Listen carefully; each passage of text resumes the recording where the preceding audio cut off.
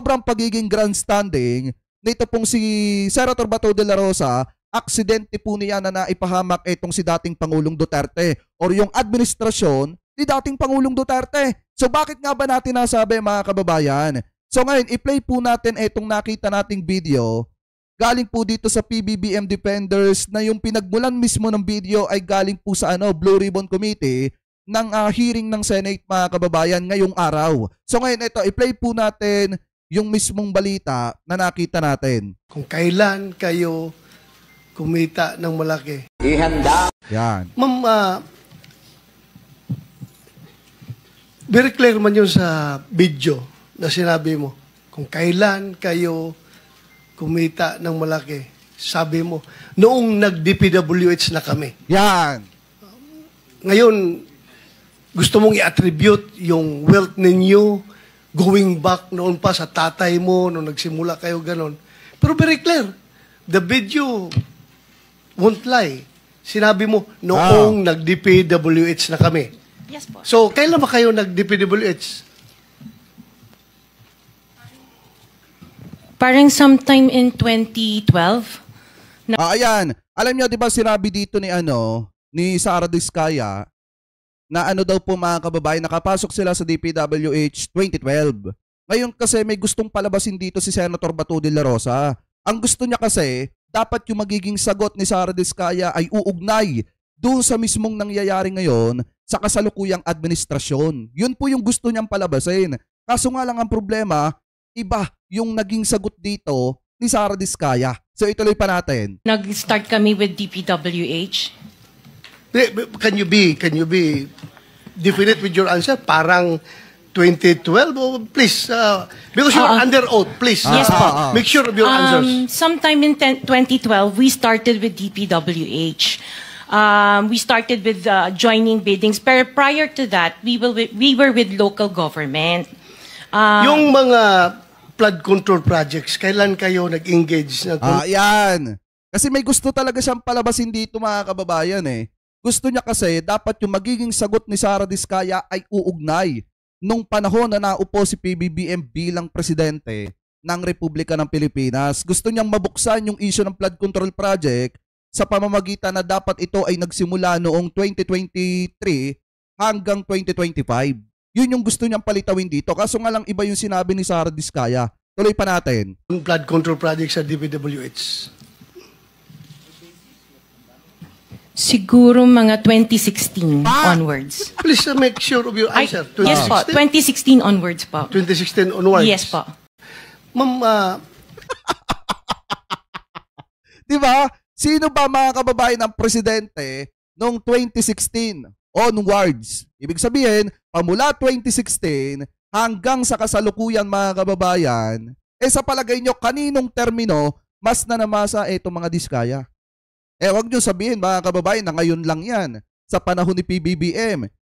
Noon pala, ito pong mga Diskaya ay nakakakuha na ng marami at malalaking proyekto sa panahon po ng dating administrasyon. Nagsimula pala sila na pumasok national noong panahon ni dating Pangulong Duterte. Pamula 2016 hanggang sa matapos ang termino ni dating Pangulong Duterte, sila pa rin po mga kababayan yung isa sa mga nakakakuha ng malalaking proyekto. So ngayon, baka sabihin ng iba, wala namang ganyang issue nung panahon ni dating Pangulong Duterte. Nagsisinungaling ka lang.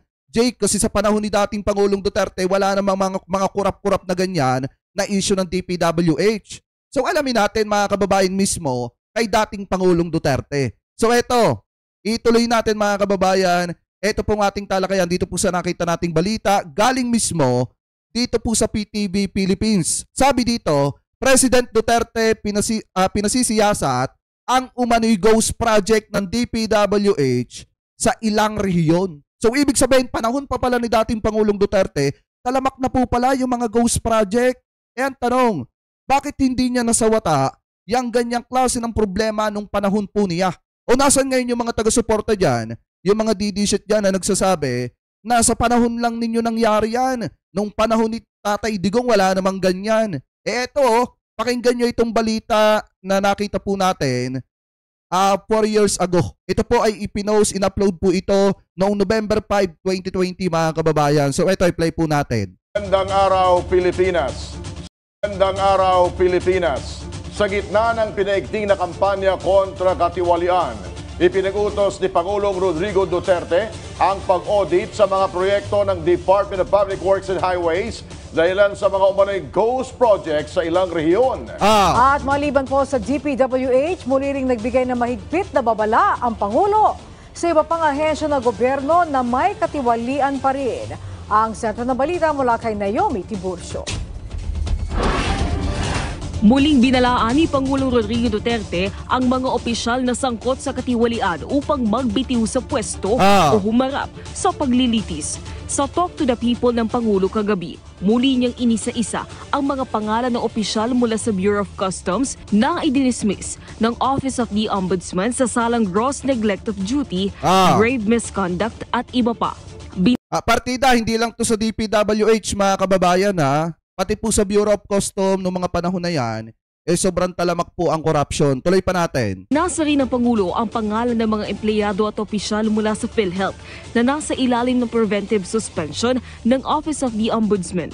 Ngunit naging matalim ang babala ng Pangulo nang banggitin ang talamak na ghost projects at mga substandard projects sa ilalim ng sangay ng Department of Public Works and Highways o DPWH. Partikular ang mga regional directors. Ang pinakamarami siguro matanggal would be from DPWH. I really intend to clean government. At least kung hindi ko kaya, maminus-minusan ang kurakot sa gobyerno. Muling pinaiim. Ayan mismong si Digong ang nagsasabi mga kababayan, kaya daw po tinatanggal niya or magtatanggal siya ng mga tauhan ng DPWH kasi nga mga kababayan talagang sobra na yung katiwalian ng panahon po ng kanyang termino dahil nga may mga ghost project po talaga.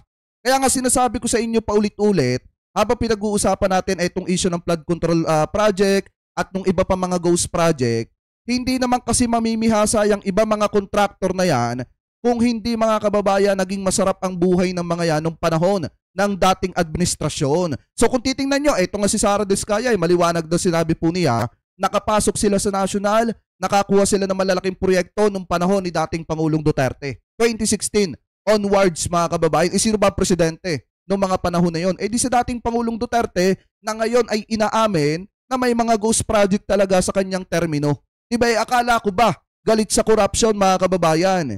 Bakit nung panahon niya mas talamak pa yung corruption? Buti nga sa panahon ni PBBM ngayon, lahat ng mga korap tinatanggalan ng maskara. Sa panahon ni dating Pangulong Duterte, sinasabi lang niya na may sisibakin na ganyan sa departamento, pero nasaan? Yung mga sinibak po niya. Diba? May mga tinanggalan ba siya dyan ng maskara? Na talagang mga totoo, na mga big fish na talagang korap. Di ba wala? Buti pa nga kay PBBM, kilala ng taong bayan kung sino yung talagang literal na mga korap. Anyway, tuloy pa natin. Imbestigahan ng Pangulo ang mga kaso ng korupsyon sa kagawaran na hanggang ngayon ay hindi pa rin resolbahan. For the longest time, wala masyadong investigasyon dyan. Pero diba? kayong may kasalanan dyan sa mga ganon, I advise you to resign now. Resign now. Kasi pagdating ng panahon, I will throw the book at you. Even the kitchen sink. Tsaka makita ninyo, you'll be prosecuted administratively and criminally. At walang patawaran dito. Pinalalahanan ng punong ehekutibo ang task force na nag-iimbestiga ng korupsyon sa DPWH upang agad natapusin ang mga kaso ng mahatulan ang mga tiwaling opisyal. Samantala, kinilala naman ng Pangulo ang kapulisan at mga sundalo na naging bahagi sa pagkakabilang ng Pilipinas sa Gallup Survey ng mga pinakaligtas sa bansa sa mundo ayon sa tiwala ng mga mamamayan sa mga law enforcers. It only shows that, we have to credit the police and the military and the other uniformed services of government who have toiled to make this country at least very peaceful.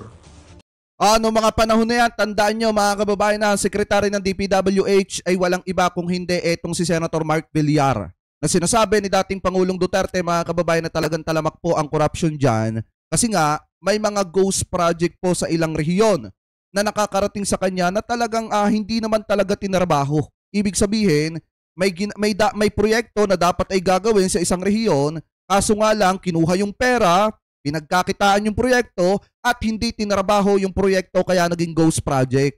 So nung panahon ni dating Pangulong Duterte, alam na po niya yan. Pero ano po ang ginawa niya? Binalaan niya lang na mag-resign yung mga gumagawa doon ng anomalya dyan sa DPWH, pero wala naman po silang ginawa. Hindi katulad nung panahon ni PBBM na mismong si PBBM ang bumababa sa field at chine-check yung mga proyekto na nakikita ni PBBM na mga ghost project talaga or guni-guni sa madalit salita. So ngayon, mismong si PBBM ang nakakakita nung talagang mga anomalya na ginagawa ng ilang mga tauhan ng DPWH at ng mga kontraktor na nakakuha at nanamasa doon po sa mga proyekto na yon. So ngayon, maliwanag na yung mga kontraktor madaling natutukoy kung sino-sino. Kasi nga, unang-una pinangunahan ng presidente yung pag-iimbestiga sa mga anomalyang flood control project na ito, kung saan napunta yung pera ng mamamayang Pilipino. Hindi katulad ng panahon ni dating Pangulong Duterte, preskon lang ng kaunting ganito, pagbabantaan lang, babalaan lang si ganyan, doon na nagtatapos mga kababayan at hindi nakikilala ng sambayan ng Pilipino kung sino talaga yung mga korap. So ngayon, hindi na rin ako nagtataka kung bakit sinabi ni Sara Diskaya na nung panahon ni dating Pangulong Duterte 2016 onwards, sila nakapasok sa mga proyektong malalaki sa DPWH mga kababayan at pinagmulan din ng kanilang yaman. Kasi nga, maliwanag naman na may gusto si Senator Bato de la Rosa ang palabasin dito, kaso nga lang ang problema, iba yung ibinuking at ibinulgar ni Sara Diskaya. So sa madalit salita mga kababayan, nung panahon ni dating Pangulong Duterte, doon talaga pinakananamasa eto pong mga Diskaya at doon talaga sila pinakayumaman. Kasi nga, sobrang talamak din po talaga ang issue mga kababayan ng mga ghost project at mga flood control project na substandard nung panahon ni dating Pangulong Duterte. So kayo, mga kababayan, ano pong opinion nyo dyan na kung saan sa kagustuhan ni Senator Bato de la Rosa na mag-grandstanding, aksidente po na naipahamak niya ang administrasyon ni dating Pangulong Duterte. So baka sabihin ng iba, fake news yung sinasabi natin dito, ito pa yung isang balita kasi matindi to mga kababayan. Mahirap lang kasi yung laging si PBBM, yung sisisihin po nila. Pero nung panahon ni dating Pangulong Duterte, talagang sobrang talamak po talaga ang korupsyon pagdating mga kababayan dyan po sa DPWH. So ngayon, ituloy pa natin.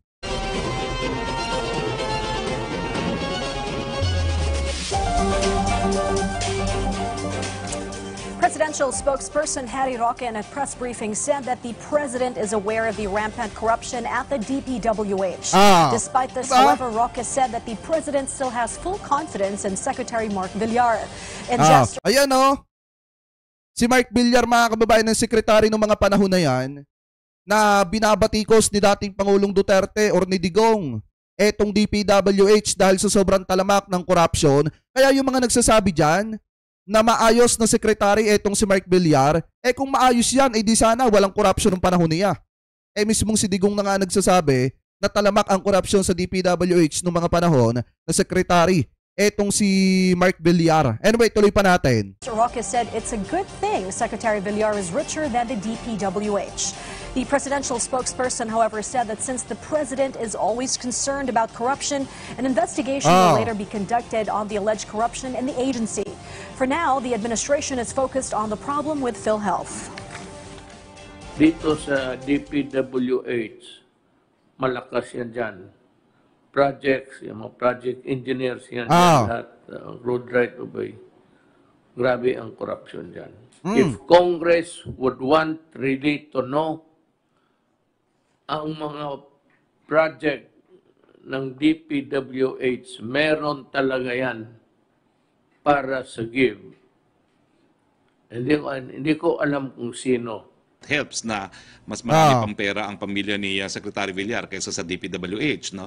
Pero aside from that point po ay kita mo, Harry Roque, kung gaano kakapal yung pagmumukha mo dito. 'Di ba? Hindi porket mayaman yung isang tao, hindi na mangungurap yan. Tandaan nyo yan, mga kababayan.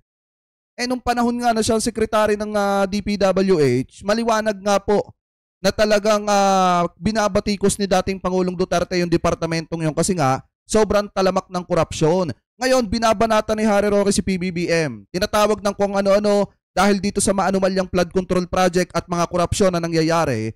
Diyan po mga kababayan sa mga infrastructure project. Nagaling po mga kababayan dito sa DPWH. Ngayon, noon, kung makikita ninyo, pinagtatanggol pa niya yung korap na opisyales. Buti nga tayo mga kababayan, yung mga kasamahan nating vlogger at yung iba pang sambayan ng Pilipino.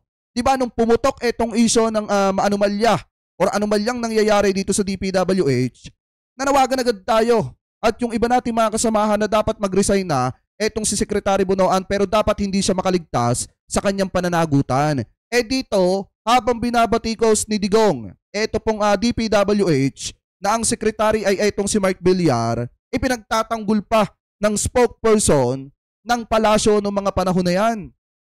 Ganyan po kakapal ang pagmumukha ni Harry Roque. Diba? Ngayon, binabatikos mo si PBBM pero noon pinagtatanggol mo yung tao na dapat iniimbestigahan. At maanumalya yung kanyang departamento. Diba, ituloy pa natin. Na-highlight lang naman po talaga ni Presidente yung mga paghamon sa natitirang panahon ng kanyang termino. At ang pangako naman po ng Presidente, igugugol niya talaga itong natitirang panahon para labanan ng korupsyon. Ayan maliwanag mga kababayan. Yung pinaggagawa nila dito, ipinagtatanggol pa ni Harry Roque si Mark Villar na sinabihan na nga na korap yung departamento.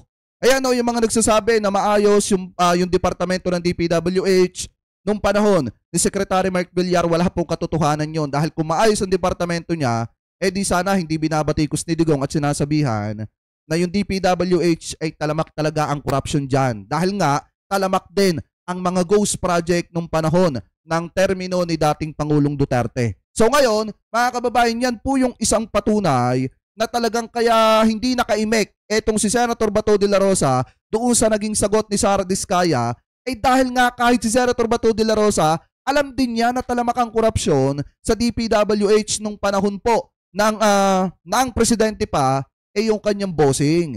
So yan mga kababayan yung isang patunay na may katotohanan yung sinasabi ni Sara Diskaya na talagang nakapasok sila sa national, nakakuha ng malaking proyekto pamula 2016 onwards. Ibig sabihin, dyan lamang po talaga sila na namasa sa termino ni dating Pangulong Duterte kasi yung iba naman talaga dyan, let's say may nakuha itong mga Diskaya na project noong 2021, may iba dyan mga proyekto na talagang nakuha ng 2021 pero ang tapos 2023.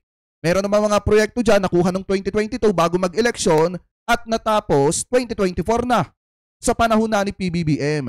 Kaya nga hindi kasi natin pwedeng sisihin dito si PBBM dahil nga yung ibang mga proyekto dyan, especially yung ibang mga flood control project na ginagawa dyan, baka nakuha pa nung panahon ng termino ni dating Pangulong Duterte at ngayon lang talaga tinatapos mga kababayan. So yan po yung pinupoint natin dyan na talagang nung panahon ni dating Pangulong Duterte pinagkatiwalaan nila yung mga korap na kontraktor. Kaya dapat talaga may managot po dito, kaya dapat talaga hindi lang si PBBM yung sinisisi dito ng sambayan ng Pilipino dahil unang-una wala namang kasalanan dyan ang presidente. Nagkataon lang na inabutan ni PBBM yung resulta ng palpak na pamumuno ni dating Pangulong Duterte. So anyway, mga kababayan, kayo po, ano po ang komento ninyo hingil po dyan sa topic na yan na tinalakay po natin? Ano po ang masasabi ninyo hingil po sa ibinulgar ni Sara Diskaya na ikinatahimik ni Senator Bato de la Rosa at sa madalit salita,